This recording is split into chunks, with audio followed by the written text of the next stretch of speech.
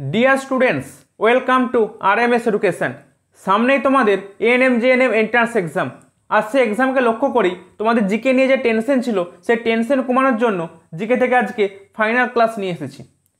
এর আগে আমি 3টে ক্লাস করেছি এবং আজকের ক্লাস নিয়ে টোটাল 4টে ক্লাসের মধ্যে তোমাদের পুরো জিকেটা আমি কমপ্লিট করে দিলাম। তাই প্রত্যেককে বলবো এই ক্লাসগুলো খুব মনোযোগ সহকারে করার জন্য, কেননা এই ক্লাসগুলো তোমাকে খুব সহজেই জিকে থেকে 7 থেকে 8 নাম্বার পাইয়ে দেবে। এবং আরেকটা কথা, প্রতিটা প্রশ্নের সাথে যে এক্সট্রা ইনফরমেশনগুলো দেওয়া হয় সেগুলো কিন্তু খুব ইম্পর্টেন্ট। ওগুলো কিন্তু তোমাকে খুব ভালোভাবে মনে রাখতে হবে, তাহলে কিন্তু এটা সম্ভব। তাই প্রত্যেকে এই 40 থেকে 50টা মিনিট সময় ক্লাসটিতে কনসেন্ট্রেট করো, কেননা এই ক্লাস তোমাকে এক্সাম ক্র্যাক করাতে সাহায্য করবে। প্রত্যেকে ক্লাসটিকে লাইক করো, চ্যানেলটিকে সাবস্ক্রাইব করে পাশে থাকা বেল আইকনটি প্রেস করে রেখো এবং ক্লাসগুলিকে বন্ধুদের মধ্যে প্রচুর পরিমাণে শেয়ার করো। তাহলে চলো আজকের সেশন শুরু করা যাক। তাহলে ডিয়ার স্টুডেন্টস, আজকের ক্লাসে প্রথম প্রশ্ন কি রয়েছে দেখো। প্রথমেই বলছে ভারতীয় সংবিধানের 36 থেকে 51 নম্বর অনুচ্ছেদগুলি হলো সাম্যের অধিকার, মৌলিক অধিকার, অপশান সিতে আছে রাষ্ট্র পরিচালনার নির্দেশাত্মক নীতি এবং অপশান ডিতে আছে মৌলিক কর্তব্য। দেখো, আমাদের সংবিধান থেকে কিছু ইম্পর্ট্যান্ট ধারা সম্পর্কে কিন্তু আমাদের মনে রাখতে হবে। ঠিক আছে, আমি একদম বাছাই করা বলবো। ঠিক আছে, একদম বাছাই করা। তো প্রথমে আমাদের প্রশ্নে কি রয়েছে, 36 থেকে 51 নম্বর ধারা। মনে রাখবে 36 থেকে 51 নম্বর ধারায় থাকে অপশান সি হচ্ছে রাষ্ট্র পরিচালনার নির্দেশাত্মক নীতি, মানে যেটাকে বলা হচ্ছে directive principal of state policy, মানে সংক্ষেপে বলতে পারো ডিপিএসপি। ঠিক আছে, আরেকটা জিনিস দেখো, আমি কিন্তু তোমাদের আগের দিনে বলে দিয়েছিলাম, ঠিক আছে, যে মৌলিক অধিকার কোন সংবিধান থেকে, কোন দেশের সংবিধান থেকে নেওয়া হয়েছে, মৌলিক কর্তব্য কোন দেশের সংবিধান থেকে গ্রহণ করা হয়েছে। ঠিক আছে, সংবিধান সংশোধনী পদ্ধতি, এগুলো কিন্তু আমি আগের দিন বলে দিয়েছিলাম, আজকে আর বলছি না। তো মনে রাখবে ডিপিএসপি কিন্তু নেওয়া হয়েছে, এই যে ধারণাটা, এই ধারণাটা নেওয়া হয়েছে কিন্তু আয়ারল্যান্ডের সংবিধান থেকে। অনেক সময় কিন্তু প্রশ্ন চলে আসে, তো এটা মনে রাখবে যে এটা কিন্তু আয়ারল্যান্ড দেশ সংবিধান থেকে কিন্তু এই ডিপিএসপি ধারণাটা আমাদের সংবিধানে গৃহীত হয়েছে। ঠিক আছে, এবার দেখো, এবার তোমরা মনে রাখবে যে সংবিধানের 5 থেকে 11 নম্বর ধারায়, কি বললাম, সংবিধানের 5 থেকে 11 নম্বর ধারাতে কিন্তু রয়েছে, কি রয়েছে, নাগরিকত্ব বিষয়টা। ঠিক আছে, নাগরিকত্ব বিষয়টা কিন্তু সংবিধানের 5 থেকে 11 নম্বর ধারায় কিন্তু রয়েছে, এটা একটু মাথায় রাখবে। ঠিক আছে, এরপর মাথায় রাখবে যেটা, সেটা হলো এটা নাগরিকত্ব গেল। এবার মনে রাখবে এই যে মৌলিক অধিকার। ঠিক আছে, মৌলিক অধিকার রয়েছে 12 থেকে 35 নম্বর ধারায়। ঠিক আছে, 12 থেকে 35 নম্বর ধারাতে কিন্তু মৌলিক অধিকার আছে। কি বললাম, মৌলিক অধিকার, অধিকার, কর্তব্য নয় কিন্তু অধিকার, এটা কিন্তু মাথায় রাখবে, মৌলিক অধিকার। ঠিক আছে, তো এবার তোমরা মনে রাখবে যে জিনিসটা, মৌলিক অধিকার কতগুলি রয়েছে। ঠিক আছে, মনে রাখবে মৌলিক অধিকার কিন্তু আমাদের সংবিধানে প্রথমে 7টা ছিল, কিন্তু বর্তমানে মৌলিক অধিকার রয়েছে 6টা। ঠিক আছে, বর্তমানে মৌলিক অধিকার রয়েছে 6টা, এবং এই মৌলিক অধিকারগুলো দিয়েই কিন্তু পরীক্ষায় প্রশ্নটা আসে। তাই মৌলিক অধিকারে এই যে 6টা মৌলিক অধিকার রয়েছে 12 থেকে 35 নম্বর ধারার মধ্যে, তার মধ্যে একটা কিন্তু সাম্যের অধিকার। ঠিক আছে, তো এগুলো একটু দেখে নাও। ঠিক আছে, 6টা মৌলিক অধিকার বর্তমানে রয়েছে, সেগুলো একটু দেখে নাও। প্রথমে হচ্ছে সাম্যের অধিকার, সাম্যের অধিকার। ঠিক আছে, যেটা আছে কত নম্বর ধারা, 14 থেকে 18 নম্বর ধারা। ঠিক আছে, 14 থেকে 18 নম্বর ধারাতে রয়েছে সাম্যের অধিকার। ঠিক আছে, যেখানে কি বলা হয়েছে, যদি পরীক্ষায় প্রশ্ন আসে যে ভারতীয় সংবিধানে কত নম্বর ধারায় ধর্ম, বর্ণ, জাতি, লিঙ্গ নির্বিশেষে সবাই, মানে লিঙ্গ বৈষম্য, ধর্ম বৈষম্য, জাতি বৈষম্য এসব কিছু নেই, মানে কোনো রকম কোনো ভিত্তিতে আমি বৈষম্যমূলক আচরণ করতে পারবো না। তো মনে রাখবে তার যে আর্টিকেলটা হবে এই 14 থেকে 18-র মধ্যে কিন্তু অপশানে থাকবে, যে কোনো একটাই থাকবে কিন্তু। ঠিক আছে, পার্টিকুলারটা তুমি মনে রাখতে হবে না তোমাদের, তোমরা শুধু মনে রাখবে যে 14 থেকে 18-র মধ্যে সাম্যের ব্যাপারটা রয়েছে, সবাই সমান।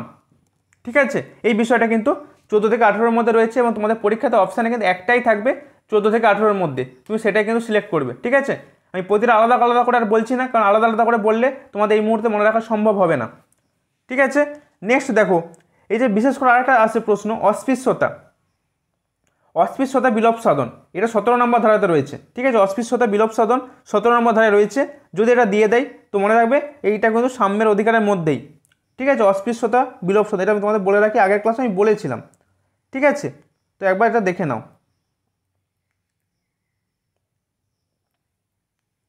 অস্পৃশ্যতার বিলোপ।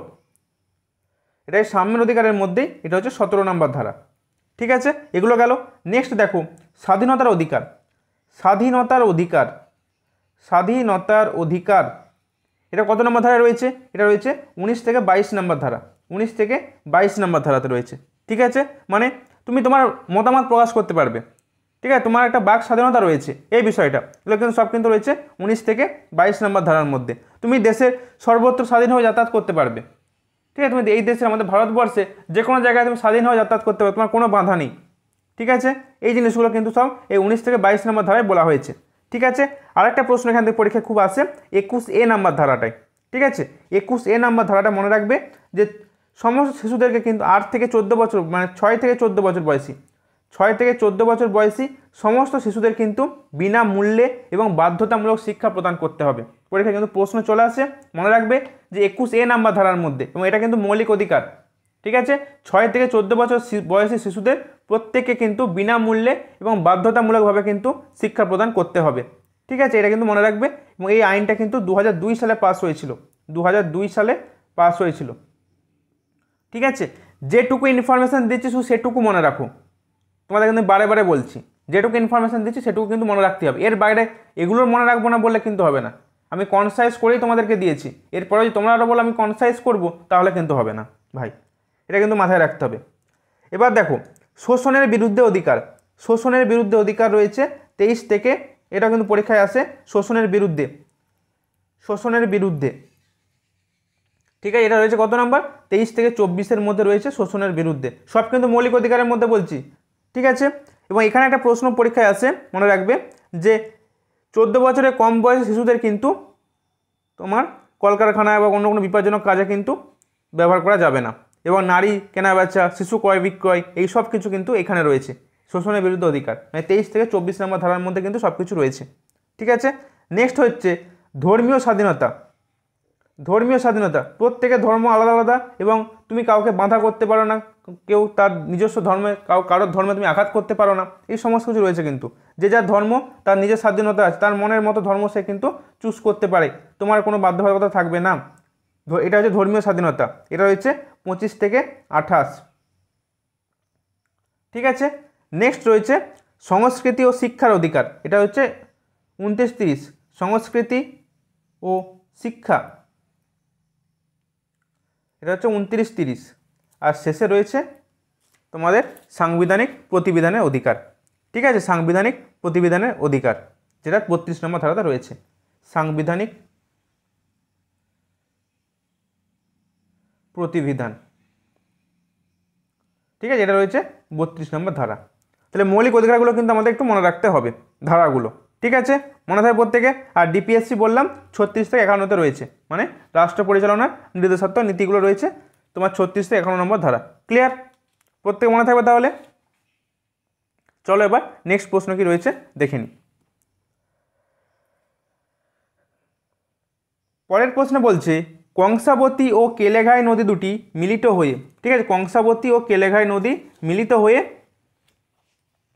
কোন নদীর সৃষ্টি করেছে? রূপনারায়ণ, হলদি, ময়ূরাক্ষী, দ্বারকেশ্বর। সঠিক উত্তর কী হবে? অপশান বি, হলদি। তাই তো, মানে কংসাবতী ও কেলেঘাই নদী মিলিত প্রবাহ হচ্ছে হলদি নামে পরিচিত। ঠিক আছে, এবার দেখো এই যে রূপনারায়ণ নদী রয়েছে, এটা মনে রাখবে দ্বারকেশ্বর ও শিলাবতী। দ্বারকেশ্বর ও শিলাবতী নদীর মিলিত প্রবাহ হচ্ছে রূপনারায়ণ। ঠিক আছে, দ্বারকেশ্বর ও শিলাবতীর মিলিত প্রবাহ হচ্ছে রূপনারায়ণ, মনে থাকবে। আর কংসাবতী কেলেঘাই হচ্ছে হলদি। ঠিক আছে, আর বাংলার দুঃখ কাকে বলা হয়? মনে রাখবে বাংলার দুঃখ কিন্তু দামোদর নদকে বলা হয়, দামোদর নদকে বলা হচ্ছে বাংলার দুঃখ। ঠিক আছে, আর এটা কিন্তু মনে রাখবে পশ্চিমবঙ্গের দীর্ঘতম নদী দামোদর। এবার দেখো এটা দেখো আমাদের পশ্চিমবঙ্গের গেল, এবার আমাদের দেখে নিতে হবে ভারতের। ঠিক আছে, কি বললাম? ভারতের। ভারতের যে বিভিন্ন প্রয়াগগুলো রয়েছে একটু আমরা দেখে নিই। ঠিক আছে, সবগুলো দেখবো না, দুটো দেখব। একটা হচ্ছে দেবপ্রয়াগ, ঠিক আছে, যেটা হচ্ছে অলকানন্দা ও ভাগীরথী। অলকানন্দা প্লাস হচ্ছে ভাগীরথী, যেটা হচ্ছে দেবপ্রয়াগ। ঠিক আছে, অলকানন্দা এবং ভাগীরথীর মিলিত প্রবাহ হচ্ছে দেবপ্রয়াগ। ঠিক আছে, এবার দেখব আমরা রুদ্রপ্রয়াগ। ঠিক আছে, রুদ্রপ্রয়াগ হচ্ছে অলকানন্দা, অলকানন্দা প্রতিটাতেই রয়েছে, প্রতিটা প্রয়াগে কিন্তু অলকানন্দা রয়েছে এবং এর সাথে রয়েছে মন্দাকিনী। এটা হয়ে যাবে রুদ্রপ্রয়াগ। মন্দাকিনী স্পেলিংটা ঠিক করবে, কয়ের অবশ্যই হবে। ঠিক আছে, তো অলকানন্দা ভাগীরথী পেলাম দেবপ্রয়াগ, আর অলকানন্দা মন্দাকিনী পেলাম রুদ্রপ্রয়াগ। ঠিক আছে, এই দুটো মনে রাখবে আপাতত, এই দুটো ইম্পর্টেন্ট, এই দুটোই পরীক্ষায় প্রশ্ন আসবে। এছাড়াও কর্ণপ্রয়াগ, নন্দপ্রয়াগ, বিষ্ণুপ্রয়াগ রয়েছে, তো বাদ দাও, তোমরা শুধু এটুকু মনে রাখবে যে এই দেবপ্রয়াগ আর রুদ্রপ্রয়াগটা কোন কোন নদীর মিলিত স্থল। ঠিক আছে, মনে থাকবে তো প্রত্যেকের? চলো নেক্সট প্রশ্নে। বলছে ভারতের মহিলাদের মধ্যে কে সর্বপ্রথম অলিম্পিকে পদক পেয়েছিলেন? কী হবে সঠিক উত্তর? অপশান এ কন্যাম মালেশ্বরী।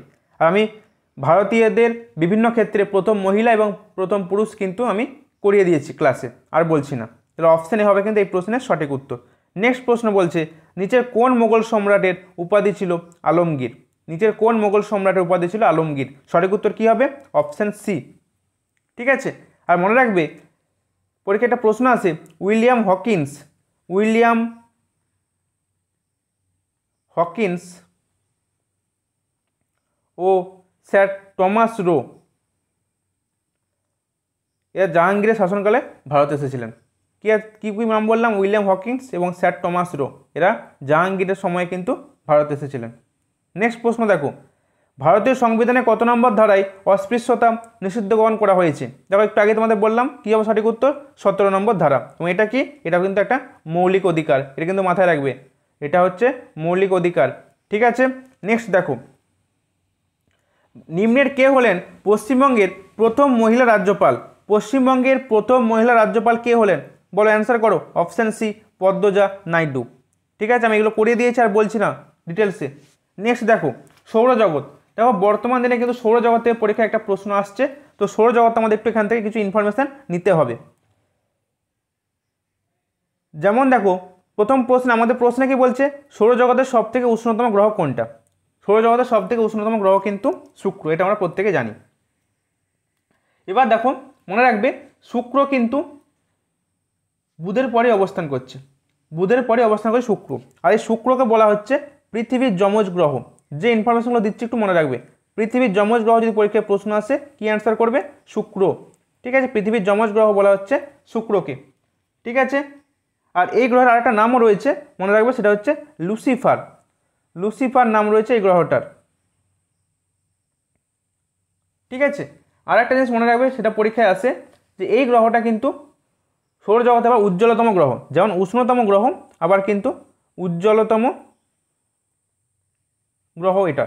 ঠিক আছে, এবং এটাই কিন্তু মর্নিং স্টার এবং ইভিনিং স্টার নামে পরিচিত, মানে শুকতারা সন্ধ্যা তারাটা। কি বললাম? শুকতারা সন্ধ্যা তারাটা মনে রাখো, শুকতারা এবং সন্ধ্যা তারা যেটা বলা হয় সেটা কিন্তু এই শুক্র গ্রহ, মানে মর্নিং স্টার আর ইভিনিং স্টার। ঠিক আছে, শুক্র সম্পর্কে এগুলো মনে রাখবে। আর এই গ্রহটা মনে রাখবে যে এই গ্রহটা একমাত্র গ্রহ যেটা কিন্তু পূর্ব থেকে পশ্চিমে আবর্তন করে। পূর্ব থেকে, একটু মডারেট প্রশ্ন হলে কিন্তু এটা চলে আসবে, পূর্ব থেকে পশ্চিমে আবর্তন করে এই গ্রহটা।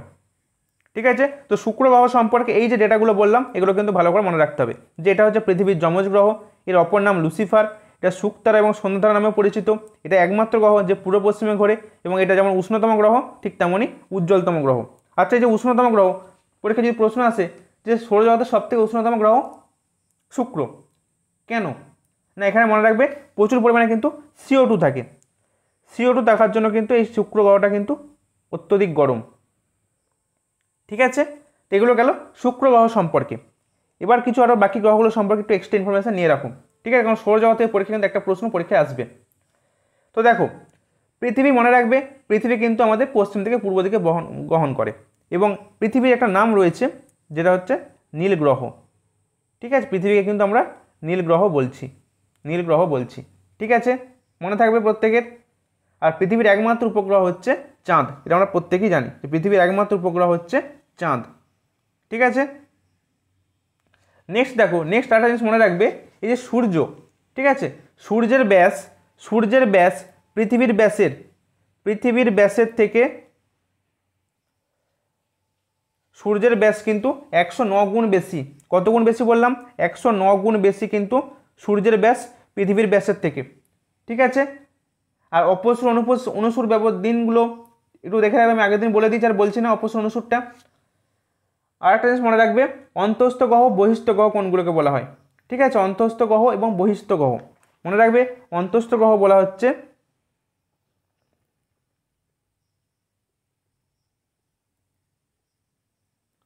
বুধ, শুক্র, পৃথিবী, মঙ্গল, এগুলো হচ্ছে অন্তস্থ গ্রহ, এই চারটে। ঠিক আছে, টোটাল তো 8টা গ্রহ থাকে, এই চারটে হচ্ছে অন্তস্থ গ্রহ।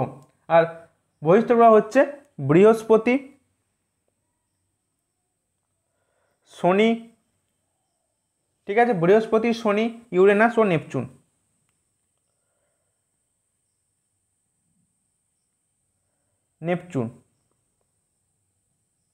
এগুলো হচ্ছে বহিস্থ গ্রহ, মাথায় থাকবে তাহলে। অন্তস্থ গ্রহ কী পেলাম? অন্তস্থ গ্রহ পেলাম বুধ, শুক্র, পৃথিবী, মঙ্গল। আর বহিস্থ গ্রহ পেলাম বৃহস্পতি, শনি, ইউরেনাস, নেপচুন। ঠিক আছে, নেক্সট দেখো। নেক্সট হচ্ছে মনে রাখবে, বৃহস্পতি হচ্ছে সৌরজগতের সবথেকে বৃহত্তম গ্রহ। তাহলে বৃহত্তম গ্রহ হচ্ছে কে? বৃহস্পতি। এটা হচ্ছে বৃহত্তম গ্রহ। ঠিক আছে, এটা হচ্ছে বৃহত্তম গ্রহ এবং এর অনেকগুলো উপগ্রহ থাকে, 95টি। তো এর উপগ্রহগুলো একটু মনে রাখবে। সবথেকে বৃহত্তম উপগ্রহ হচ্ছে এরই আবার বৃহত্তম উপগ্রহ, এর যেমন নিজের বৃহত্তম গ্রহ, এর উপগ্রহটা আবার বৃহত্তম, যেটা হচ্ছে গ্যানিমিড। এই নামটা একটু মনে রাখবে। ঠিক আছে, এটা হচ্ছে উপগ্রহ বৃহস্পতির। ক্লিয়ার? দেখো এবার দেখো, বৃহস্পতি গেল। বলয় কার দেখা যায় মনে রাখবে? বলয় কিন্তু শনির দেখা যায়, বলয় শনির দেখা যায়। ঠিক আছে, এবার দেখো ইউরেনাসকে বলা হচ্ছে কিন্তু সবুজ গ্রহ। সবুজ গ্রহ বললে তা নীল গ্রহ পেয়েছিলাম পৃথিবী, সবুজ গ্রহ বললে ইউরেনাস। ঠিক আছে, লাল গ্রহ বললে মনে রাখবে মঙ্গল হচ্ছে লাল গ্রহ। ঠিক আছে, মঙ্গল হচ্ছে লাল গ্রহ। ঠিক আছে, এখানে কি থাকে? ফেরাস অক্সাইড থাকে, এই জন্য এটা লাল গ্রহ বলে। কিসের জন্য বললে মনে রাখবে? ফেরাস অক্সাইড মানে লোহা থাকার জন্য লাল হয়। ঠিক আছে, আর মনে রাখবে এই যে তোমাদের ইউরেনাসই উপগ্রহ অতটা ইম্পর্টেন্ট নয়, শনির উপগ্রহটা মনে রাখবে। শনির উপগ্রহটা পরীক্ষায় প্রশ্ন আসে। শনির উপগ্রহ কি? টাইটান হচ্ছে শনির উপগ্রহ। ঠিক আছে, আরেকটা জিনিস মনে রাখবে, বামন গ্রহ কী কী রয়েছে? বামন গ্রহ মনে রাখবে, বামন গ্রহ হচ্ছে কী কী রয়েছে? প্লুটো বামন গ্রহ। ঠিক আছে, প্লুটো, সেরেস, ম্যাকম্যাক, প্লুটো, সেরেস, ম্যাকম্যাক। ঠিক আছে, এগুলো কিন্তু সব বামন গ্রহ। ঠিক আছে, হাউমিয়া, এরিস, এগুলো সব কিন্তু বামন গ্রহ। পরীক্ষার প্রশ্ন চলে এলো, নিজের কোনটি বামন গ্রহ বলো। ঠিক আছে, তো এগুলো একটু মনে রাখবে। যে ইনফরমেশনগুলো দিলাম সৌরজগৎ থেকে, এগুলো কিন্তু একটু মনে রাখার চেষ্টা করবে, তাহলেই হবে। ঠিক আছে, আরেকটা জিনিস মনে রাখবে, সৌরজগতের উজ্জ্বলতম নক্ষত্র হচ্ছে ডগস্টার বা সিরিয়াস হচ্ছে সৌরজগতের উজ্জ্বলতম নক্ষত্র। উজ্জ্বলতম গ্রহ হচ্ছে শুক্র, তিনি উজ্জ্বলতম নক্ষত্র বললে হচ্ছে ডগস্টার বা সিরিয়াস। মনে থাকবে। চলো নেক্সট প্রশ্নে। পরের প্রশ্নে কি বলছে দেখো, বলছে বন্দে ভারত এক্সপ্রেসের প্রথম মহিলা লোকো পাইলট কে? প্রথম মহিলা লোকো পাইলট হলেন সুরেখা যাদব। আর আমাদের ভারতের প্রথম লোকো পাইলট কে ছিলেন? কমেন্ট করে জানাবে, আমি কিন্তু আগের ক্লাসে বলেছি। পরের প্রশ্ন দেখো, পূর্ব কলকাতা জলাভূমি কত সালে রামসার সাইটের তকমা পেয়েছে? পূর্ব কলকাতা জলাভূমি, দেখো আমাদের পশ্চিমবঙ্গে দুটো রামসার সাইট রয়েছে। একটা হচ্ছে পূর্ব কলকাতা জলাভূমি আর একটা হচ্ছে সুন্দরবন জলাভূমি। কি বললাম? সুন্দরবন জলাভূমি। ঠিক আছে, এই সুন্দরবন জলাভূমি কিন্তু মনে রাখবে আমাদের ভারতেরও কিন্তু বৃহত্তম জলাভূমি। ঠিক আছে, এটা হচ্ছে সুন্দরবন জলাভূমি। তো এই দুটো কিন্তু আমাদের পশ্চিমবঙ্গে রয়েছে, একটা পূর্ব কলকাতা জলাভূমি, একটা সুন্দরবন জলাভূমি। তো পূর্ব কলকাতা জলাভূমি রামসার সাইটের তকমা পেয়েছে 2002 সালে। কত বললাম? 2002 সালে তকমা পেয়েছে। আর সুন্দরবন কত সালে পেয়েছে? সুন্দরবন জলাভূমি কত সালে পেয়েছে তোমরা আমাকে কমেন্ট করে জানাবে। তোমরা কমেন্টে লিখবে যে সুন্দরবন জলাভূমি এত সালে রামসার সাইটে তকমা পেয়েছে। ঠিক আছে, এবার দেখো, এবার এখান থেকে আরেকটা প্রশ্ন পরীক্ষায় আসে যে বিশ্ব জলাভূমি দিবস কবে পালিত হয়। আমি তোমাদের বলেছি বিশ্ব জলাভূমি দিবস, বিশ্ব জলাভূমি দিবস এটা কিন্তু পালিত হয় কত তারিখে? 2রা ফেব্রুয়ারি। ঠিক আছে, 2 ফেব্রুয়ারি কিন্তু এই বিশ্ব জলাভূমি দিবস পালিত হয়। আর এবছরের থিম কী ছিল? এবছরের থিমটা একটু মনে রাখবে। এবছরের থিম ছিল এবছর ওয়েটল্যান্ডস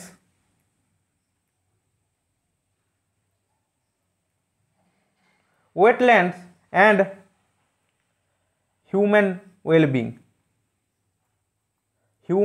ওয়েলবিং।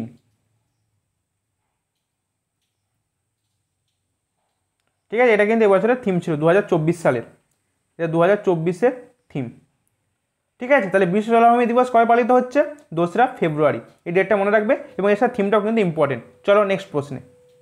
পরের প্রশ্নে কি বলছে দেখো, জিপিএস দিয়ে কি পরিমাপ করা হয়? জলের গভীরতা, গোলকের পরিধি, অক্ষাংশ দ্রাঘিমাংশ এবং অপশান দিতে রয়েছে সমুদ্রের খনিজ দ্রব্যের অবস্থান। তো মনে রাখবে জিপিএস দিয়ে পরিমাপ করা হয় কিন্তু অপশান সি, অক্ষাংশ দ্রাঘিমাংশ। ঠিক আছে, এবার যদি পরীক্ষায় এই জিপিএসের পুরো নাম জানতে চাই, কি করবে, কি লিখবে? মনে রাখবে জিপিএসের পুরো নাম হলো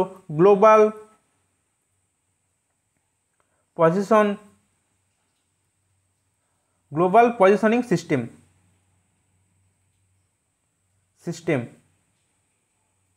এটা জিপিএস।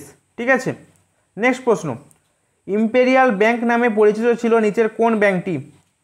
কী হবে সঠিক উত্তর? Option C, state bank of India, যার পূর্বে নাম ছিল ইম্পেরিয়াল ব্যাংক অফ ইন্ডিয়া। এটা কিন্তু পরীক্ষায় প্রশ্ন আসে, মনে রাখবে ইম্পেরিয়াল ব্যাংক অফ ইন্ডিয়ার কিন্তু বর্তমানে নাম হয়েছে স্টেট ব্যাংক অফ ইন্ডিয়া, যেটা 1955 সালে। তার আগে কিন্তু এই bank imperial bank of India নামে পরিচিত ছিল। ঠিক আছে, এবার এখান থেকে যে ব্যাংকিং সিস্টেম থেকে কিছু ইম্পর্টেন্ট ইনফরমেশন আমরা জেনে রাখবো। যেমন দেখো, এই যে আমাদের দেখো, মনে রাখবে তোমরা, আমাদের কিন্তু ভারত সরকারের আর্থিক নীতি কিন্তু নিয়ন্ত্রিত হয় কার দ্বারা? পরীক্ষায় কিন্তু প্রশ্ন আসে, মনে রাখবে আমাদের ভারত সরকারের, ঠিক আছে, আর্থিক নীতি, পরীক্ষায় প্রশ্ন এলো ভারত সরকারের আর্থিক নীতি কোন ব্যাংক দ্বারা পরিচালিত হয় বা নিয়ন্ত্রিত হয়? আর্থিক নীতি নিয়ন্ত্রিত হচ্ছে কিন্তু এই আরবিআই দ্বারা। নিয়ন্ত্রিত হচ্ছে কার দ্বারা বললাম? আরবিআই দ্বারা, আরবিআই। ঠিক আছে, রিজার্ভ ব্যাংক অফ ইন্ডিয়া দ্বারা কিন্তু নিয়ন্ত্রিত হচ্ছে। এবার পরীক্ষায় প্রশ্ন আসে এই যে আরবিআই কত সালে গঠিত হয়েছিল? আরবিআই কত সালে গঠিত হয়েছিল? মনে রাখবে আরবিআই কিন্তু 1935 সালে গঠিত হয়েছিল এবং এটা জাতীয়করণ হয়েছিল 1949 সালে। 1935-এ গঠিত হয়েছিল এবং 1949-এ জাতীয়করণ হয়েছিল। ঠিক আছে, জাতীয়করণ হয়েছিল 1949, এটা মনে রাখবে। ঠিক আছে, 1935-এ গঠিত হয়েছিল এবং 1949-এ জাতীয়করণ হয়েছিল। এবং মনে রাখবে এই আরবিআই থেকে কিছু যেটা মনে রাখবে, এই আরবিআই এর প্রধান শাখা প্রধান দপ্তরটা কোথায়? সদর দপ্তর আরবিআই সদর দপ্তর হচ্ছে হেডকোয়ার্টার হচ্ছে কিন্তু মুম্বাই। কি বললাম? হেডকোয়ার্টার হচ্ছে কিন্তু মুম্বাই, হচ্ছে আরবিআই হেডকোয়ার্টার মুম্বাই। ঠিক আছে, এবং মনে রাখবে এই রিজার্ভ ব্যাংক অফ ইন্ডিয়ার প্রথম গভর্নর কে ছিলেন? প্রথম গভর্নর, এটা কিন্তু পরীক্ষায় আসে, প্রথম গভর্নর ছিলেন ওসবোর্ন মিস। ঠিক আছে, ওসবোর্ন স্মিথ, ইনি ছিলেন প্রথম গভর্নর। ঠিক আছে, এবার যদি বলে প্রথম ভারতীয় আরবিআই গভর্নর, ঠিক আছে, গভর্নর কিন্তু প্রথম ভারতীয়, এটা একটু মনে রাখবে, প্রথম ভারতীয় গভর্নর ছিলেন কিন্তু সিডি দেশমুখ। ঠিক আছে, ইনি হচ্ছেন প্রথম গভর্নর, ভারতীয় গভর্নর ছিলেন। তা কী কী পেলাম আরবিআই থেকে? আরবিআই 1935 সালে গঠিত হয়েছিল, কিন্তু জাতীয়করণ হয়েছিল 1949 সালে। ক্লিয়ার? আরবিআই হেডকোয়ার্টার হচ্ছে মুম্বাইতে, এবং আরবিআই এর গভর্নর ছিলেন, প্রথম গভর্নর ছিলেন ওসবোর্ন স্মিথ, প্রথম ভারতীয় গভর্নর ছিলেন সিডি দেশমুখ। এবার যদি পরীক্ষায় প্রশ্ন আসে যে আরবিআই এর বর্তমান গভর্নর কে রয়েছেন, এটা কিন্তু ইম্পর্টেন্ট প্রশ্ন। মনে রাখবে আরবিআই এর, আমি এতক্ষণ পেলাম আরবিআই এর প্রথম গভর্নর, কিন্তু এবার যদি পরীক্ষা আমাকে প্রশ্ন দেয় আরবিআই এর বর্তমান গভর্নর, প্রেজেন্ট গভর্নর কে রয়েছে? বর্তমানে গভর্নর আছেন শক্তিকান্ত দাস। ঠিক আছে, বর্তমান গভর্নর হচ্ছে শক্তিকান্ত দাস। ঠিক আছে, এগুলো একটু মনে রাখতে হবে। ক্লিয়ার? তো আরবিআই থেকে ডেটাগুলো মনে রাখবে। এবং আরেকটা জিনিস আমাদের মনে রাখতে হবে, যেটা এখন পরীক্ষায় খুব দিচ্ছে এই জায়গাটা থেকে, যেটা হচ্ছে নাবার্ড। কি বললাম? নাবার্ড। দেখো এই যে একটা ব্যাংক রয়েছে BARD, নাবার্ড। এই ব্যাংকটার পুরো নামটা একটু জেনে রাখো, পরীক্ষায় প্রশ্ন আসছে এখন। এর ব্যাংকটার পুরো নাম হচ্ছে ন্যাশনাল ব্যাংক ফর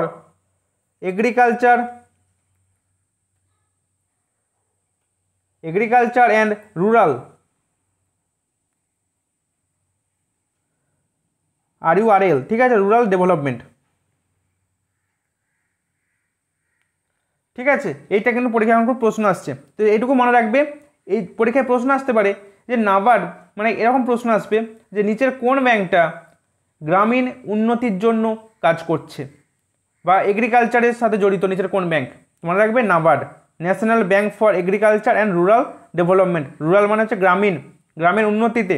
ঠিক আছে, এই জিনিসটা মনে রাখবে, এগ্রিকালচার এবং রুরাল ডেভেলপমেন্টের জন্য কিন্তু এই নাবার্ড ব্যাংক কাজ করছে, এটা কিন্তু মাথায় রাখবে। এবং এটা দিয়ে কিন্তু পরীক্ষায় প্রশ্ন এখন খুব দিচ্ছে। ঠিক আছে, মনে থাকবে তাহলে প্রত্যেকের। চলো নেক্সট প্রশ্নে। পরের প্রশ্নে বলছে দ্বিতীয় পুলকেশী ছিলেন কোন বংশের শ্রেষ্ঠ রাজা? দ্বিতীয় পুলকেশী কোন বংশের শ্রেষ্ঠ রাজা ছিলেন? মনে রাখবে অপশান বি, চালুক্য বংশ। চালুক্য বংশের শ্রেষ্ঠ রাজা ছিলেন কিন্তু দ্বিতীয় পুলকেশী। ক্লিয়ার? মনে থাকবে প্রত্যেকের। এবার পরীক্ষায় একটা প্রশ্ন এলো, এলাহাবাদ প্রশস্তি থেকে এরকম একটা যদি প্রশ্ন আসে, মনে রাখবে একটু মডারেট লেভেলের প্রশ্ন, তোমাদের না আসতে পারে, কিন্তু এই প্রশ্নটা পরীক্ষা এখন খুব দিচ্ছে। এলাহাবাদ প্রশস্তি থেকে কোন রাজার কথা জানা যায়? মনে রাখবে সমুদ্রগুপ্ত। আর এটা কে রচনা করেছিলেন? রচনা করেছিলেন কিন্তু হরি সেন। সমুদ্রগুপ্তেরই সভাকবি হরি সেন রচনা করেছিলেন। ঠিক আছে, আর এই এলাহাবাদ প্রশস্তি থেকে সমুদ্রগুপ্তের আমরা বর্ণনা পাই। ঠিক আছে, আর এই যে আইহোল প্রশস্তি রয়েছে, আর একটা প্রশস্তি আইহোল প্রশস্তি,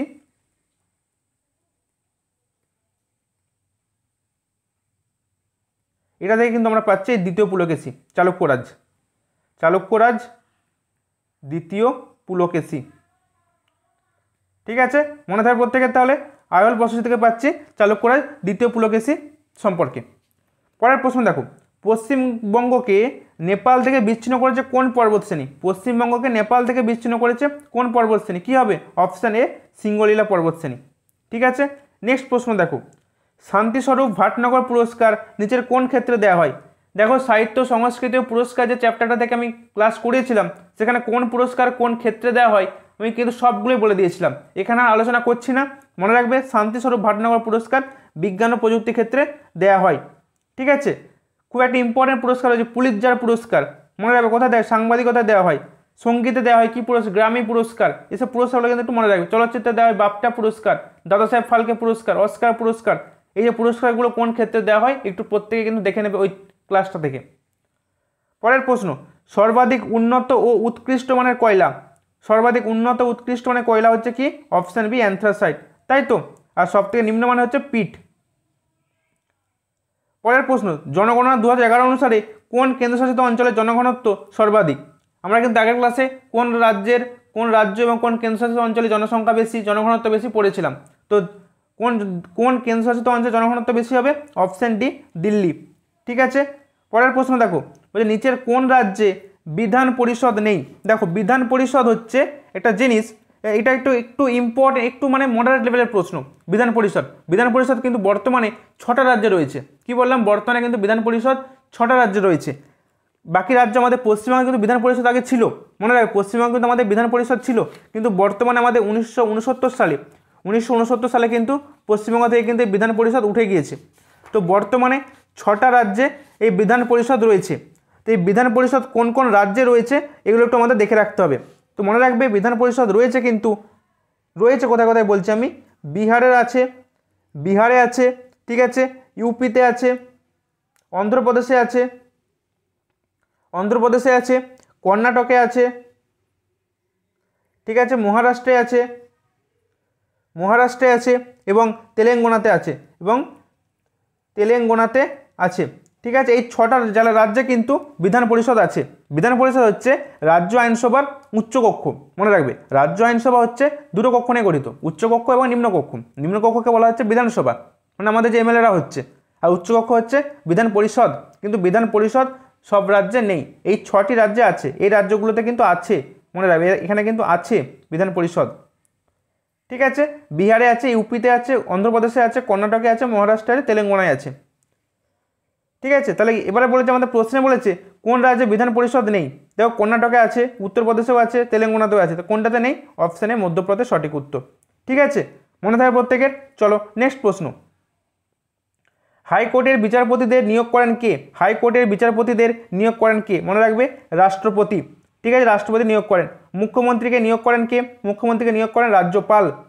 ঠিক আছে, রাজ্যপাল থেকে নিয়োগ করেন কে? রাষ্ট্রপতি। এগুলো কিন্তু মাথায় রাখবে। প্রধানমন্ত্রীকে নিয়োগ করেন কে? রাষ্ট্রপতি। পরের প্রশ্ন, হাওয়া মহল বা প্যালেস অফ উইন্ডস কোন রাজ্যে অবস্থিত? হাওয়া মহল হচ্ছে রাজস্থানে অবস্থিত। ঠিক আছে, এবং কিছু আমি বলেছিলাম কি কিছু ঐতিহাসিক স্থান কোন রাজ্যে অবস্থিত, আমি আগে ক্লাসে করেছি, তাই আর বলছি না। পরের প্রশ্নে বলছে Vikram Sarabhai space centre. Vikram Sarabhai space centre কোথায় অবস্থিত? অপশানের হচ্ছে সঠিক উত্তর কেরালা। এবার তোমরা আমাকে বলবে Satish Dhawan space centre, Satish Dhawan space centre কোথায় অবস্থিত? ঠিক আছে, দেখে নেবে একবার। ইসরো কোথায় অবস্থিত, এগুলো একটু দেখে নেবে, আমি বলেছি আগের ক্লাসে, তোমরা একবার দেখে নিও। নেক্সট প্রশ্ন দেখো, নেক্সট প্রশ্ন বলছে পঞ্চনদীর দেশ কোন রাজ্যকে বলা হয়? কোন রাজ্যকে পঞ্চনদীর দেশ বলা হয়? বিভিন্ন রাজ্যে যে উপনাম রয়েছে আমি কিন্তু করিয়ে দিয়েছি, তো পঞ্চনদীর দেশ বলা হচ্ছে পাঞ্জাবকে। অপশান বি হবে সঠিক উত্তর। ঠিক আছে, নেক্সট প্রশ্ন দেখো, চন্দ্রযান 2 লঞ্চ করা হয়েছিল সতীশ ধাওয়ান স্পেস সেন্টার থেকে, এটি কোথায় অবস্থিত? এটি অন্ধ্রপ্রদেশে অবস্থিত। ঠিক আছে, এবং চন্দ্রযান 2 থেকে যে প্রশ্ন পরীক্ষায় আসতে পারে তার জন্য কিন্তু আমি ক্লাস করিয়ে দিয়েছি, আর বলছি না। ঠিক আছে, চন্দ্রযান 2, আদিত্য L1, ঠিক আছে, ক্রিকেট বিশ্বকাপ, ফুটবল বিশ্বকাপ, সমস্ত কিছু কিন্তু আমি একটা ক্লাসে করিয়ে দিয়েছি। বিভিন্ন যে উইম্বলডন ট্রফি রয়েছে, গ্র্যান্ড স্ল্যাম যে টুর্নামেন্টগুলো রয়েছে, উইম্বলডন, তারপর ফ্রেঞ্চ ওপেন, অস্ট্রেলিয়া ওপেন, সমস্ত কিন্তু আমি বলে দিয়েছি, আর বলছি না এই মুহূর্তে। নিচের কোন রাজ্যে বনভূমির পরিমাণ সব থেকে বেশি? মনে রাখবে মধ্যপ্রদেশ। এই মধ্যপ্রদেশে কিন্তু বনভূমির পরিমাণ সব থেকে বেশি। এবার যদি বলে পার্সেন্টেজের মানে শতাংশের হিসাবে, তখন হয়ে যাবে মিজোরাম। ঠিক আছে, নেক্সট দেখো হীরাকুন্দ বাঁধ, আমি কিন্তু বাঁধগুলো দিয়েও পড়িয়ে দিয়েছি, বাঁধ জলপ্রপাত আগের ক্লাসে করিয়ে দিয়েছি, আর বলছি না। হীরাকুন্দ বাঁধ কোথায় অবস্থিত? মহানদী। ঠিক আছে, হীরাকুন্দ বাঁধ মহানদীতে অবস্থিত। পরের প্রশ্ন দেখো, নিচের কোন শিলা মানে কোন পাললিক শিলা পরিবর্তিত হয়ে স্লেটে রূপান্তরিত হয়েছে? কোন পাললিক শিলাটা পরিবর্তিত হয়ে স্লেটে রূপান্তরিত হয়েছে তোমাদেরকে বলতে হবে। দেখো কী হবে সঠিক উত্তর? সঠিক উত্তর হয়ে যাবে কাদা পাথর। কী বলো? সঠিক উত্তর হবে কাদা পাথর। এবার দেখো অনেক সময় পরীক্ষায় প্রশ্ন আসে, ঠিক আছে, কীরকম প্রশ্ন আসে যে এই যে পাললিক শিলাগুলো রয়েছে, এই যে পাললিক শিলাগুলো রয়েছে, এই পাললিক শিলাগুলো পরিবর্তিত হয়ে রূপান্তরিত শিলা হচ্ছে, তো কোন শিলাটা পরিবর্তিত হয়ে কোন শিলা হচ্ছে, এটা কিন্তু পরীক্ষায় একটু প্রশ্ন আসে, এটা একটু আমরা দেখে রাখতে হবে। ঠিক আছে, চলো একটু আলোচনা করে নিই। দেখো প্রথমে আমি কিছু আগ্নেয় শিলা বলছি। ঠিক আছে, আগ্নেয় শিলা যেগুলো রূপান্তরিত শিলা হয়েছে। ঠিক আছে, এখান থেকে তোমাদের কি হবে? আগ্নেয় শিলার এক্সাম্পলগুলো জানা হয়ে যাবে। ঠিক আছে, প্রথমে কিছু আগ্নেয় শিলা যেগুলো রূপান্তরিত শিলায় পরিণত হয়েছে দেখে নাও। প্রথমে কি বলছি? প্রথমে হচ্ছে গ্রানাইট। ঠিক আছে, গ্রানাইট কিসে পরিণত হয়েছে? নিসে। গ্রানাইট নিসে পরিণত হয়েছে।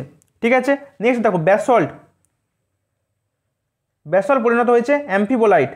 কি বললাম? ব্যাসল্ট পরিণত হয়েছে অ্যাম্ফিবোলাইট, ব্যাসল্ট। ঠিক আছে, আর জানার দরকার নেই। নেক্সট দেখো, নেক্সট আমি কিছু পাললিক শিলা বলবো। ঠিক আছে, কিছু পাললিক শিলা যেগুলো রূপান্তরিত শিলা হয়েছে, পাললিক শিলা যেগুলো রূপান্তরিত হয়েছে। দেখো বেলে পাথর, যেটা হয়েছে কোয়ার্জাইট।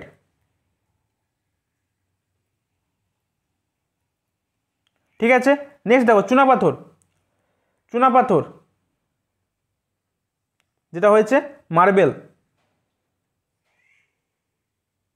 ঠিক আছে, আর কাদা পাথর তো পেলে স্লেট, কাদা পাথর স্লেটে হচ্ছে। এগুলো বেশ একটু মনে রাখবে। ঠিক আছে, তাহলে আমরা কি জানি যে কিছু মানে আগ্নেয় শিলা এবং কিছু পাললিক শিলা দ্বারাই কিন্তু রূপান্তরিত শিলায় পরিণত হচ্ছে। তাহলে আগ্নেয় শিলা কি এক্সাম্পল পেলাম? Granite, basalt. ঠিক আছে, এগুলো গ্রানাইট পরিণত হয়েছে নিসে, আর ব্যাসল্ট হয়েছে অ্যাম্ফিবোলাইটে। আর পাললিক শিলা পেলাম বেলে পাথর, চুনা পাথর, কাদা পাথর। কাদা পাথর হয়েছে স্লেটে, বেলে পাথর হয়েছে কোয়ার্জাইটে, আর চুনা পাথর হয়েছে মার্বেলে। ঠিক আছে, চলো পরের প্রশ্ন। বলছে ঝড়, মেঘ, তুষারপাত এবং বজ্রপাত, ঠিক আছে, নিচের কোন স্তরে দেখা যায়? ঝড়, মেঘ, তুষারপাত, বজ্রপাত নিচের কোন স্তরে দেখা যায়? সঠিক উত্তর কী হবে বলো? সঠিক উত্তর হয়ে যাবে অপশান এ, কী হবে? ট্রোপোস্ফিয়ার। তাই তো, ট্রোপোস্ফিয়ার হবে কিন্তু সঠিক উত্তর। ক্লিয়ার? এবার দেখো এখান থেকে আমরা যে বায়ুমণ্ডলের বিভিন্ন স্তর রয়েছে সেগুলো একটু দেখে নেব যে কোন স্তরে কি হচ্ছে। ঠিক আছে, চলো একটু ওয়েট করো, আমি বলছি।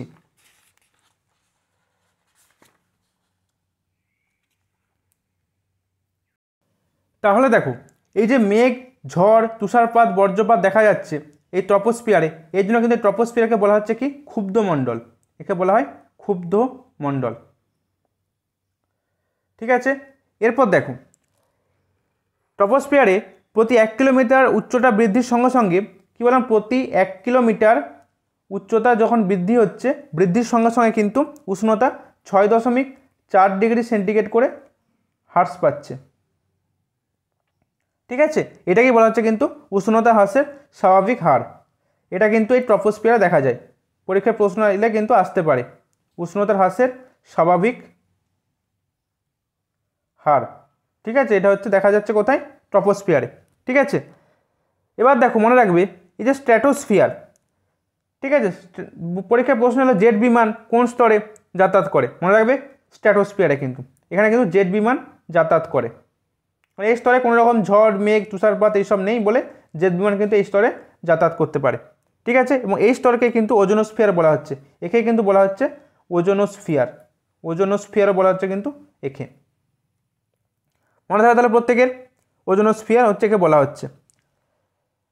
তো এগুলো একটু মনে রাখার চেষ্টা করবে, তাহলে কিন্তু হয়ে যাবে। ক্লিয়ার? চলো নেক্সট প্রশ্ন কী রয়েছে আমরা এবার দেখে নিই। আরেকটা জিনিস মনে রাখবে, অতিবেগুনি রশ্মি। ঠিক আছে, অতিবেগুনি রশ্মি কোন স্তরে আসে, আয়নোস্ফিয়ারে আসে। কিন্তু কি বললাম, অতিবেগুনি রশ্মি কোন স্তরে আসে, আয়নোস্ফিয়ারে। কোন স্তরে আসে, আয়নোস্ফিয়ার। ঠিক আছে, চলো পরের প্রশ্নে। বলছে সংবিধান রচনা করার জন্য যে খসড়া কমিটি গঠন করা হয়েছিল তার চেয়ারম্যান কে ছিল, এটা আমি বলেছি। কী হবে সঠিক উত্তর, অপশান বি, বি আর আম্বেদকর। ঠিক আছে, অপশান বি হবে কিন্তু এই প্রশ্নে সঠিক উত্তর। পরের প্রশ্ন, ভারতের প্রথম মুখ্য নির্বাচন কমিশনার কে ছিলেন, কী হবে, অপশান বি, সুকুমার সেন ছিলেন প্রথম মুখ্য নির্বাচন কমিশনার। পরের প্রশ্ন বলছে সেবি এর চেয়ারম্যান পদে কে রয়েছেন, কে আছেন, মাধবী পুরী বীচ। পরের প্রশ্ন, এশিয়ান এর সদর দপ্তর কোথায় অবস্থিত, অপশান এ, ইন্দোনেশিয়া। ঠিক আছে, ইন্দোনেশিয়ার জাকার্তাতে কিন্তু এই এশিয়ানের সদর দপ্তর অবস্থিত। ঠিক আছে, বিভিন্ন ইন্টারন্যাশনাল অর্গানাইজেশন এবং তাদের হেডকোয়ার্টার কোথায় অবস্থিত আমি কিন্তু ক্লাসে করিয়েছি, আর বলছি না। নেক্সট দেখো, টাইগার অফ দ্য স্নোস এই বইটি কার লেখা, টাইগার অফ দ্য স্নোস এই বইটি কার লেখা, এটা হচ্ছে তেনজিং নোরগের লেখা। ঠিক আছে, এবার দেখো, অর্থনীতিতে বুল এবং বিয়ার এই শব্দ দুটি কিসের সাথে জড়িত, এটা হচ্ছে শেয়ার বাজারের সাথে জড়িত। ঠিক আছে, বুল মার্কেট এবং বিয়ার মার্কেট বলে, এটা কিন্তু শেয়ার বাজারের সঙ্গে জড়িত। ঠিক আছে, চলো পরের প্রশ্ন। কলকাতা হাইকোর্টের ভারপ্রাপ্ত বিচারপতি কে, মনে রাখবে টি.এস. শিবজ্ঞানম, ইনি হচ্ছেন এখন কলকাতা হাইকোর্টের ভারপ্রাপ্ত প্রধান বিচারপতি। পরের প্রশ্ন বলছে রামসর সাইটের মর্যাদাপ্রাপ্ত লোনার হ্রদ কোন রাজ্যে অবস্থিত, করিয়েছি আমি তোমাদের। কী হবে সঠিক উত্তর, অপশান সি, মহারাষ্ট্র। জাতীয় কংগ্রেস প্রতিষ্ঠার সময় ভারতের ভাইসরয় কে ছিলেন, তোমাদের আমি বলেছিলাম যে জাতীয় কংগ্রেস থেকে কিন্তু পরীক্ষায় প্রশ্ন আসে। তো এই একটা প্রশ্ন দেখো, জাতীয় কংগ্রেস প্রতিষ্ঠার সময় ভারতের ভাইসরয় ছিলেন কিন্তু লর্ড ডাফরিন। ঠিক আছে, নেক্সট প্রশ্ন দেখো, চেঞ্জিং ইন্ডিয়া নামক বইটি কে লিখেছেন, আমি কিন্তু বিভিন্ন বইয়ের লেখক কে কে রয়েছে আমি কিন্তু বলে দিয়েছি। তো চেঞ্জিং ইন্ডিয়া বইটি লিখেছিলেন মনমোহন সিং, অপশান বি হবে সঠিক উত্তর। নেক্সট প্রশ্ন দেখো, রৌরকেল্লা স্টিল প্ল্যান্ট কোন নদীর তীরে অবস্থিত, কী হবে, অপশান এ, ব্রাহ্মণী নদী। ঠিক আছে, ব্রাহ্মণী নদীর তীরে অবস্থিত। পরের প্রশ্নে কি বলছে দেখো, নিচের কোন ব্যাংক, কোন ভারতীয় ব্যাংক প্রথম ইন্টারনেট ব্যাংকিং পরিষেবা চালু করেছিল, তো প্রথম ইন্টারনেট ব্যাংকিং পরিষেবা চালু করেছিল আইসিআইসিআই ব্যাংক, অপশান বি হবে সঠিক উত্তর। ঠিক আছে, এবার দেখো, যে নাবার্ড নিয়ে প্রশ্ন বলছিলাম, বলছে ভারতের কৃষিক্ষেত্রের প্রসারে যে ব্যাংক ঋণদানে অগ্রণী ভূমিকা পালন করে তার নাম কি, তার নাম হয়ে যাবে কি, অপশান এ, নাবার্ড। ঠিক আছে, পরের প্রশ্ন দেখো, বলছে রাম সেতু নামে পরিচিত নিচের কোন প্রণালী, রাম সেতু নামে নিচের পরিচিত কোন প্রণালীটা, পক প্রণালী হচ্ছে রাম সেতু নামে পরিচিত। নেক্সট প্রশ্ন দেখো, সুন্দরবনকে তার কোন বৈশিষ্ট্যের জন্য ওয়ার্ল্ড হেরিটেজ সাইট দেওয়া হয়েছে, তকমা। ওয়ার্ল্ড হেরিটেজ সাইট মানে ওয়ার্ল্ড যে হেরিটেজ সাইট এটা কে দেয়, এটা ইউনেস্কো দেয়। ঠিক আছে, ইউনেস্কো কিন্তু এই তকমাটা দেয় ওয়ার্ল্ড হেরিটেজ সাইটের। তো এটা কিসের জন্য দেওয়া হয়েছে, জীববৈচিত্র্যের জন্য, মানে অপশান ডি হবে সঠিক উত্তর। পরের প্রশ্ন দেখো, জলপাইগুড়ি শহরটি কোন নদীর তীরে অবস্থিত, জলপাইগুড়ি শহরটি কোন নদীর তীরে অবস্থিত, কী হবে সঠিক উত্তর, অপশান এ, তিস্তা ও করলা নদী। ঠিক আছে, তিস্তা ও করলা নদীর তীরে কিন্তু এই জলপাইগুড়ি শহরটি অবস্থিত। ঠিক আছে, এবার দেখো ভারতের এবং পশ্চিমবঙ্গের, বিশেষ করে পশ্চিমবঙ্গের শহরগুলো কোন নদীর তীরে অবস্থিত একটু দেখে রাখবে, পরীক্ষায় কিন্তু প্রশ্ন আসে। যেমন ধরো আলিপুরদুয়ার, আলিপুরদুয়ার, ঠিক আছে, এটা হচ্ছে কালজানি নদী, কালজানি নদী, ঠিক আছে। নেক্সট মনে হবে জলপাইগুড়ি বললাম, কোচবিহার হচ্ছে তরসা, কোচবিহার হচ্ছে তরসা, এটা হচ্ছে তরসা, ঠিক আছে। শিলিগুড়ি মহানন্দা, মেদিনীপুর কংসাবতী, মনে রাখবে মেদিনীপুর হচ্ছে কংসাবতী, ঠিক আছে। বাঁকুড়া হচ্ছে গন্ধেশ্বরী বা দ্বারকেশ্বর, মাথায় থাকবে। বর্ধমান হচ্ছে দামোদর, ক্লিয়ার। চিত্তরঞ্জন, কুলটি, বার্নপুর, এগুলো সব কিন্তু বরাকর, এগুলো একটু মনে রাখবে, ঠিক আছে। বিভিন্ন শহরগুলো কোন নদীর তীরে অবস্থিত একটু মনে রাখবে। চলো নেক্সট প্রশ্ন, ঘুমা লোকনৃত্যটি কোন রাজ্যের? এগুলো আমি করিয়ে দিয়েছি, তো ঘুমা লোকনৃত্য মনে রাখবে, অপশান সি রাজস্থান। পরের প্রশ্ন, ভারতের সর্ববৃহৎ বাঁধ কোন নদীর তীরে অবস্থিত? মানে সর্দার সরোবর বাঁধ হচ্ছে ভারতের সর্ববৃহৎ বাঁধ, যেটা নর্মদা নদীর তীরে অবস্থিত। নেক্সট প্রশ্ন, বন্দিপুর অভয়ারণ্য নিচের কোন রাজ্যে অবস্থিত? কী হবে সঠিক উত্তর? Option C Karnataka. পরের প্রশ্ন, জাতীয় যুব দিবস কোন দিনটিতে পালিত হয়? কী হবে? 12ই জানুয়ারি, স্বামী বিবেকানন্দের জন্মদিবস উপলক্ষে, তাই তো। পরের প্রশ্ন, ওয়ার্ল্ড ফুড প্রোগ্রাম এর সদর দপ্তর কোথায় অবস্থিত? এটাও করিয়েছি, কী হবে? রোম। নেক্সট প্রশ্ন, এটিএম, এটিএম এর পুরো নাম কি? তোমরা এটা আমাকে কমেন্ট করবে, এটিএম এর পুরো নাম কি, ঠিক আছে। পরের প্রশ্ন, নিচের কোন চিত্রশিল্পী গুয়ের্নিকা নামক বিখ্যাত চিত্রটির স্রষ্টা? এই চ্যাপ্টার থেকেও কিন্তু আমি ক্লাস করিয়েছি, কী হবে? পাবলো পিকাসো, ঠিক আছে। পাবলো পিকাসো হচ্ছে এই গুয়ের্নিকা নামক চিত্রটির স্রষ্টা। নেক্সট প্রশ্ন, রঙ্গস্বামী কাপ নিচের কোন খেলার সাথে জড়িত? মনে হবে রঙ্গস্বামী কাপ হচ্ছে হকি খেলার সাথে জড়িত, ঠিক আছে। কি বললাম? হকি খেলার সাথে জড়িত রঙ্গস্বামী কাপ। এবার আমি ক্রিকেটের সম্পর্কিত যে কাপগুলো হয় সেগুলো বলেছিলাম, ফুটবলও বলেছিলাম, ঠিক আছে। হকিটা জেনে রাখো, রঙ্গস্বামী কাপ। নেক্সট প্রশ্ন দেখো, কোলেরু হ্রদ কোন রাজ্যে অবস্থিত? কোলেরু হ্রদ অন্ধ্রপ্রদেশে অবস্থিত। পরের প্রশ্ন, নিচের কোন দেশকে বজ্রপাতের দেশ বলা হয়? কী হবে সঠিক উত্তর? অপশান ডি ভুটান, ভুটানকে বলা হচ্ছে বজ্রপাতের দেশ, ঠিক আছে। নেক্সট দেখো, ভিতরকণিকা জাতীয় উদ্যান কোথায় অবস্থিত? ভিতরকণিকা জাতীয় উদ্যান কোথায়? অপশান এ উড়িষ্যা, ঠিক আছে। বিভিন্ন রাজ্যের ইম্পর্টেন্ট জাতীয় উদ্যান কিন্তু আমি তোমাদের করিয়ে দিয়েছি। ভারতের ভেনিস কোন শহরকে বলা হয়? কী হবে? অপশান এ মুম্বাই। নেক্সট প্রশ্ন, নিচের কোন ব্যক্তি মিসাইল ম্যান অফ ইন্ডিয়া নামে পরিচিত? মিসাইল ম্যান অফ ইন্ডিয়া নামে পরিচিত কোন ব্যক্তি? Doctor APJ Abdul Kalam. এবার তোমরা আমাকে কমেন্ট করবে missile women, missile women of India, ঠিক আছে, ওমেন অফ ইন্ডিয়া, ঠিক আছে, কে? নেক্সট দেখো, নমামি গঙ্গে প্রকল্পটি কত সালে চালু হয়েছিল? নমামি গঙ্গে 2014 সালে। এ গঙ্গাকে পরিষ্কার রাখার জন্য এই প্রকল্পটা লঞ্চ করা হয়েছিল। নিচের কোন বন্দরের নাম পরিবর্তিত হয়ে শ্যামাপ্রসাদ মুখার্জি বন্দর হয়েছে? কি হবে? অপশান বি কলকাতা বন্দর। নেক্সট প্রশ্ন, খাজুরাহ উৎসব নিচের কোন রাজ্যে দেখা যায়? খাজুরাহ উৎসব কোন রাজ্যে দেখা যায়? মধ্যপ্রদেশে, ঠিক আছে। পরের প্রশ্ন দেখো, নিচের কোন ব্যক্তির নাম রেন ওয়াটার হারভেস্টিংয়ের সাথে জড়িত? কী হবে সঠিক উত্তর? Option A Rajendra Singh. Next প্রশ্ন, নিচের কোথায় ইন্ডিয়া হাউস অবস্থিত? ইন্ডিয়া হাউস কোথায় অবস্থিত? কী হবে? Option C London. নেক্সট প্রশ্ন, আইএলও মানে ইন্টারন্যাশনাল লেবার অর্গানাইজেশন এর হেডকোয়ার্টার কোথায়? সুইজারল্যান্ডের জেনেভা, তাই তো। চলো পরের প্রশ্ন, নিচের কোন দেশের আইনসভার নাম ডায়েট? দেখো কিছু ইম্পর্টেন্ট দেশের জাতীয় আইনসভার কি নাম লিখে রেখেছি। ডায়েট হচ্ছে জাপানের, ঠিক আছে। ডেনমার্কের হচ্ছে ফোকেটিং, অস্ট্রেলিয়ার হচ্ছে সংসদ, বাংলাদেশের জাতীয় সংসদ বা হাউস অফ দ্য নেশন। পরের প্রশ্নে বলছে, নিচের কোন রাজ্যের প্রচলিত নৃত্য ভারতনাট্যম? কী হবে? অপশান এ তামিলনাড়ু। নিচের কোন ট্রফিটি ক্রিকেট খেলার সাথে জড়িত? ক্রিকেট খেলার সাথে জড়িত কোন ট্রফিটি? অপশান সি ইরানি ট্রফি, ঠিক আছে। আগা খান ট্রফি কিন্তু হকি, আর Durand cup football, IFA shield football, ঠিক আছে। নেক্সট প্রশ্ন দেখো, তুলসী দাস নিচের কোন গ্রন্থটি রচনা করেছিলেন? মনে রাখবে অপশান বি রামচরিত মানস। গ্রিক পর্যটক মেগাস্থিনিস কোন রাজা রাজত্বকালে ভারতে আসেন? কী হবে? চন্দ্রগুপ্ত মৌর্য, ঠিক আছে। পরের প্রশ্ন, নিচের কোন প্রত্নক্ষেত্রটি প্রত্ন ক্ষেত্রে কোনো দুর্গের নিদর্শন পাওয়া যায়নি, কি হবে?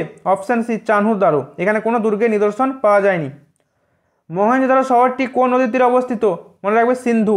ঠিক আছে, হরপ্পা বললে ইরাবতী, হরপ্পা হচ্ছে এই ইরাবতী নদীর তীরে অবস্থিত, ইরাবতী বা পরীক্ষাতে রাভিও থাকতে পারে। ঠিক আছে, নেক্সট প্রশ্ন, সিপাহী বিদ্রোহ বা মহাবিদ্রোহ যেটা 1857 সালে হয়েছিল, সেই সময় ভারতের গভর্নর জেনারেল কে ছিলেন? লর্ড ক্যানিং। ঠিক আছে, সিপাহী বিদ্রোহের সময় ভারতের গভর্নর জেনারেল হয়েছিলেন লর্ড ক্যানিং, এবং এই সালটা পরীক্ষায় আসতে পারে, মনে রাখবে 1857। কোন সালে কার নেতৃত্বে চট্টগ্রাম অস্ত্রাগার লুণ্ঠন হয়েছিল? মনে রাখবে 1930 সালে মাস্টারদা সূর্য সেনের নেতৃত্বে, তাই তো। চলো পরের প্রশ্ন, জাতীয় কংগ্রেসের প্রথম অধিবেশন কোথায় হয়েছিল? কত সালে হয়েছিল বলো? 1885 সালে হয়েছিল, তাই তো। 1885 সালে কোথায় হয়েছিল? বোম্বাইয়ের গোকুলদাস তেজপাল সংস্কৃত কলেজে, এবং প্রথম সভাপতি কে ছিলেন? উমেশচন্দ্র ব্যানার্জি, এবং উমেশচন্দ্র ব্যানার্জি ছিলেন প্রথম। এবার প্রথম মহিলা সভাপতি কে ছিলেন? সরোজিনী নাইডু। প্রথম ভারতীয় মহিলা বললে সরোজিনী নাইডু, আর প্রথম মহিলা বললে অ্যানি বেসান্ট। ঠিক আছে, লাহোর অধিবেশনে হয়েছিল কি? পূর্ণ স্বরাজের দাবি, বলে দিয়েছি কিন্তু আমি আগের ক্লাসে, 1929 সালে লাহোর অধিবেশন, যেখানে পূর্ণ স্বরাজের দাবি উত্থাপিত হয়েছিল। আর বেলগাঁও অধিবেশন, যেটা একমাত্র অধিবেশন যেখানে গান্ধীজি সভাপতি ছিলেন, 1924 সালে। ঠিক আছে, আর 1938 সালে প্রথম কিন্তু নেতাজি সুভাষচন্দ্র বসু সভাপতি হন হরিপুরা অধিবেশনে, আর ত্রিপুরা অধিবেশন হচ্ছে 1939 সালে। মনে থাকবে প্রত্যেকের।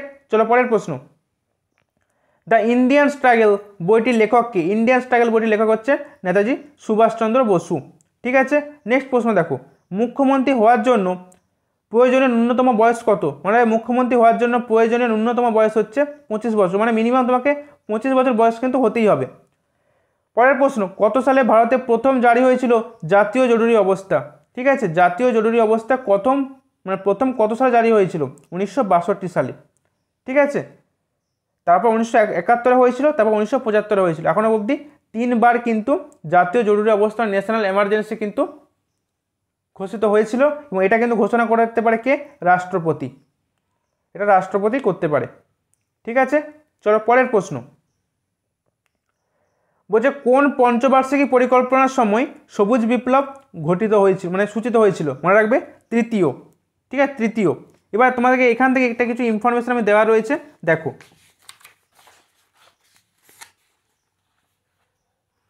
প্রত্যেকে ভালো করে মনে রাখবে এই জায়গাটা, এদের পরীক্ষায় প্রশ্ন আসবে।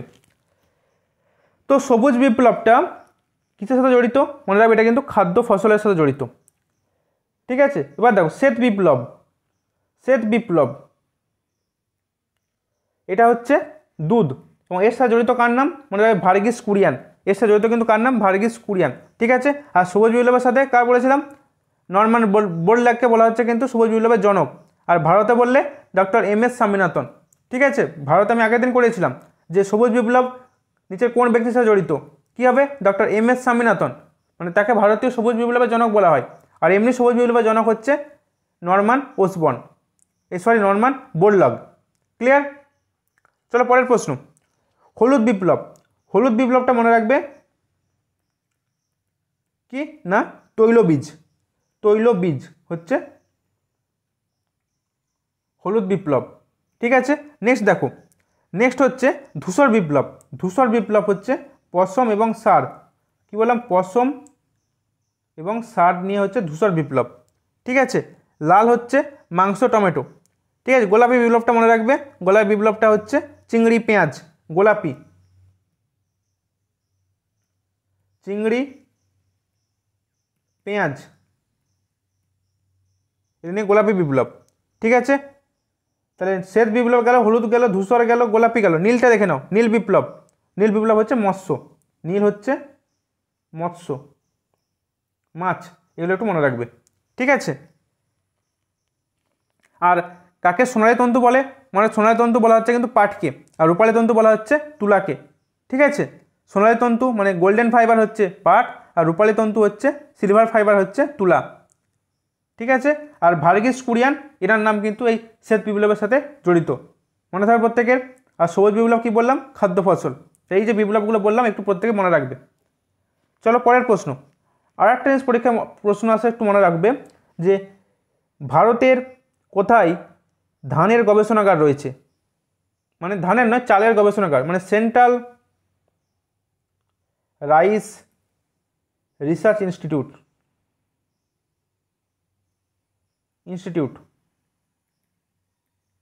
কোথায় আছে? উড়িষ্যার কটকে। ঠিক আছে, উড়িষ্যার কটকে কিন্তু রয়েছে এটা।